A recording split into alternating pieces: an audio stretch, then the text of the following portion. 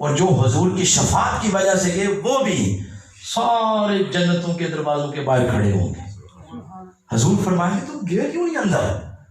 وہ عرض کریں گے یا رسول اللہ کوئی دروازہ کھلا ملے تو اندر جائے. حضور فرمائیں گے تم نے دستک نہیں دی؟ عرض کریں گے یا رسول اللہ بڑی دی ہے کسی نے کھولا ہی نہیں.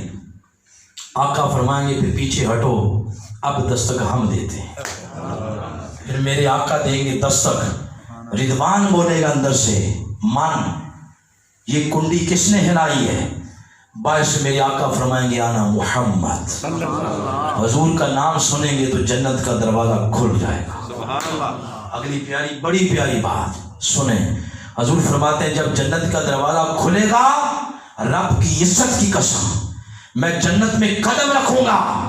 یستقبلنی الجبار تعالی میں جب جنت میں قدم رکھوں گا میرا رب خود میرے استقبال کے لیے میرے سامنے کھڑا ہوگا.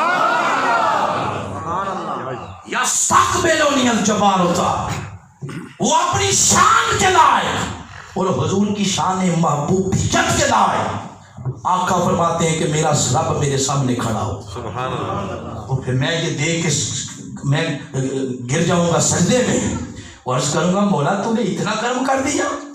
اور پیچھے جو امتی ہوں گے وہ کہیں گے بخیر بخیر یا محمد واہ واہ کمال ہو گیا.